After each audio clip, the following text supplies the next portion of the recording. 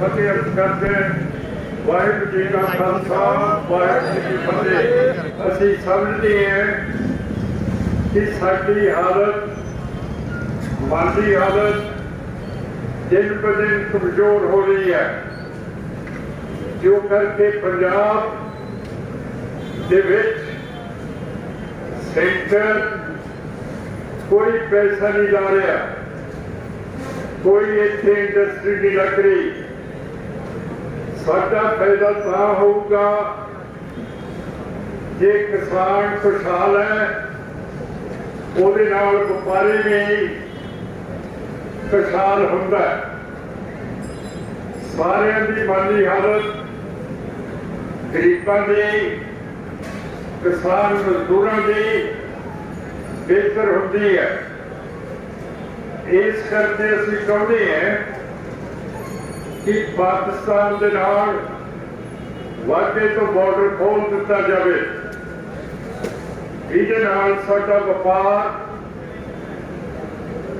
ਜਿਹੜੇ ਪਾਕਿਸਤਾਨ ਦੇ ਨਾਲ ਮੁਲਕ ਲੱਗਦੇ ਆ ਸਾਡਾ ਸ਼ੁਰੂ ਹੋਵੇ।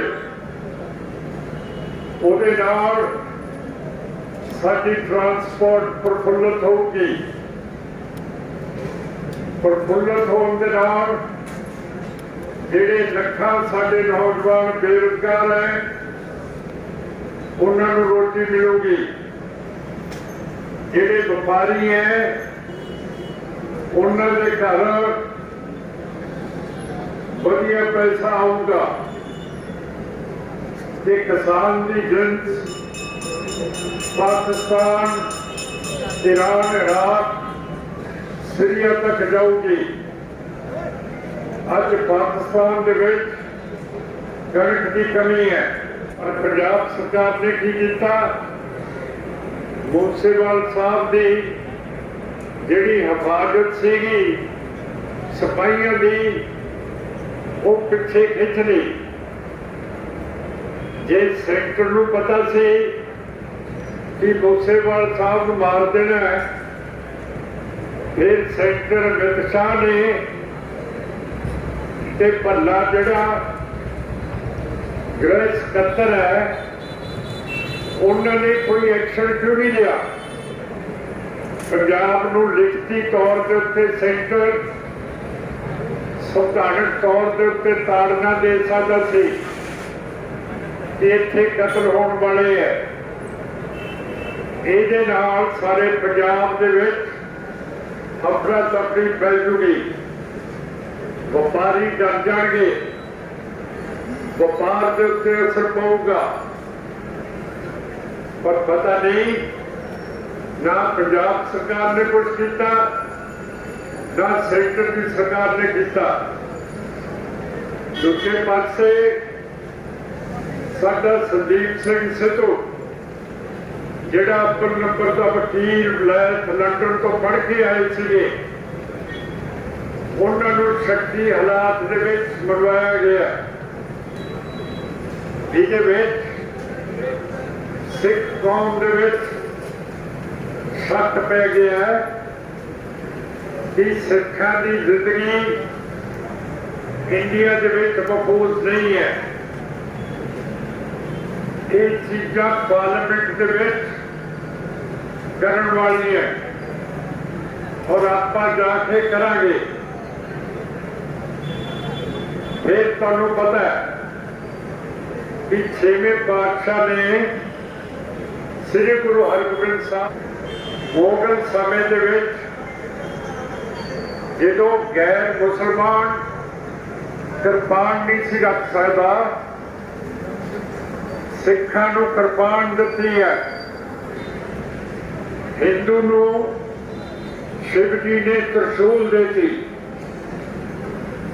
जे हिंदू नूं त्रिशूल दित्ती है अपनी रक्षा करन दे लई ते सिखां नूं किरपान दित्ती है, मैं पुछदा इत्थे सिख भी है ते हिंदू भी है कि तुसी त्रिशूल नूं छड्ड के किरपान नूं छड्ड के बौकर चक नहीं झाड़ू चक लिया। हुण दसो ये कोई अकल है? कि तुहानू तरसूल भी दिती है, किरपान भी दिती है, चक लिया झाड़ू। गुरु नानक साहब ने सारिया जातां खत्म करतियां, बराबरता देती। कोई भी झाड़ू नहीं चक सकता, पर तुसी अपने आप ही तरसूल वाले ने भी झाड़ू फड़ लिया, किरपान वाले ने भी झाड़ू फड़ लिया। हुण जिहड़ी म्यूनसिपैलिटी है उसनूं 2 महीने की छुट्टी भेजो, ते जिहड़े हिंदू ते सिख है वो झाड़ू फड़ के सारिया गलियां नूं साफ करियो। क्यों करके आप तुसी झाड़ू फड़िया, तुहानूं तां गुरुआं ने ते शिव जी ने तां सारा कुछ देता सी।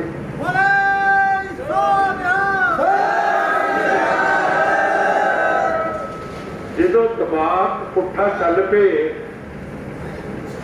ते फिर इहो जिहियां पार्टियां नूं वोटां पा दिंदे हैं जिहड़ी तुहाडी हिफाजत नहीं कर सकदी, कानून की रक्षा नहीं कर सकती, जिहड़े वायदे कीते सी वो पूरे नहीं कर सकती। ते मैनूं ये पता कि साडे हिंदू का दिमाग मेरे नालों तेज है। हिंदू मीटिंग करन ते मैनूं फिर मीटिंग तो बाद दस्सण कि तरसूल नूं छड्ड के असीं झाड़ू ते बौकर क्यों पड़ी है, वो तो फिर फायदा होगा। ते सिखां दे भी महापुरख हैगे है, तो माली हैगे है, टकसाल दे मुखी, वो भी दस्सण कि किरपान सिखां तो छड़ा के तुसीं झाड़ू ते बौकर सिखां नूं फड़ाती। मेरे दिमाग के विच समझ नहीं है, मैनूं नहीं समझ आती है कि आपां तां पुट्ठे बंदे हैं यार, पुट्ठी गल करनी है। मैं हुण कहना कि तुसीं मैनूं वोट नहीं पाउणी, मैं तां कहना क्यों करके तुसीं पा देनी है। जे मैं कहूँगा वोट ना पाओ, फिर तुसीं कहोगे पाउणी होई सिमरनजीत सिंह मान नूं है। सो तुहाडे नाल पुट्ठी गल करके फिर फायदा होंदा है, ते असीं पुट्ठी गल कर दिया करांगे। हुण म्यूनसिपैलिटी नूं छुट्टी दिओ, सारे जाने बौकरा फड़िओ ते सारियां गलियां साफ करिया करो। तुसी आप कीता, मैं तो नहीं कीता हैगा, तुसी आप झाड़ू फड़िया, असीं तो अपनी किरपान रखी है।